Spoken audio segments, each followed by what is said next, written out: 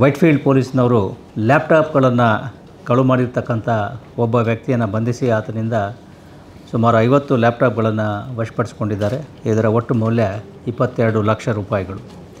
ಇದು ಆಗಸ್ಟ್ ಕೊನೆಯ ಭಾಗದಲ್ಲಿ ವೈಟ್ಫೀಲ್ಡ್ನಿರ್ತಕ್ಕಂಥ ಒಂದು IT ಕಂಪನಿಯಲ್ಲಿ ಸಿಸ್ಟಮ್ ಅಡ್ಮಿನ್ ಆಗಿರ್ತಕ್ಕಂಥ ಓರ್ವ ವ್ಯಕ್ತಿ ಕೆಲಸವನ್ನು ಬಿಟ್ಟು ಹೋಗ್ತಾನೆ. ಆತ ಹೋದ ನಂತರ ಸ್ಟೋರ್ಸ್ನಲ್ಲಿ ಗಮನಿಸಿದಾಗ ಒಟ್ಟು ಸುಮಾರು 57 ಲ್ಯಾಪ್ಟಾಪ್ಗಳು ಕಣ್ಮರೆಯಾಗಿರ್ತಕ್ಕಂಥದ್ದು ಕಂಡುಬರ್ತದೆ. ಇದರಿಂದಾಗಿ ಇದರ ಬಗ್ಗೆ ಪೊಲೀಸ್ ಠಾಣೆಯಲ್ಲಿ ಅವರು ಪ್ರಕರಣವನ್ನು ದಾಖಲಿಸುತ್ತಾರೆ. ತನಿಖೆಯನ್ನು ಕೈಗೊಂಡ ಪೊಲೀಸರು ತಮಿಳುನಾಡಿನ ಹೊಸೂರಿನಲ್ಲಿ ಸಿಸ್ಟಮ್ ಅಡ್ಮಿನ್ ಆಗಿ ಕೆಲಸ ಮಾಡಿರ್ತಕ್ಕಂತಹ ವ್ಯಕ್ತಿಯನ್ನು ಬಂಧಿಸಿ ಆತನಿಂದ 5 ಲ್ಯಾಪ್ಟಾಪ್ಗಳನ್ನು ವಶಪಡಿಸ್ಕೊಳ್ತಾರೆ. ಆತನ ಹೇಳಿಕೆಯ ಮೇರೆಗೆ ಅಲ್ಲೇ ತಮಿಳುನಾಡಿನಲ್ಲಿ ಹೊಸೂರಿನಲ್ಲಿ ಒಂದು ಹಳೆಯ ಲ್ಯಾಪ್ಟಾಪ್ ಮತ್ತು ರಿಪೇರಿ ಅಂಗಡಿನಲ್ಲಿ ಎಲೆಕ್ಟ್ರಾನಿಕ್ ಶಾಪ್ನಲ್ಲಿ ಇನ್ನೂ 45 ಲ್ಯಾಪ್ಟಾಪ್ಗಳನ್ನು ವಶಪಡಿಸಿಕೊಂಡಿರ್ತಾರೆ.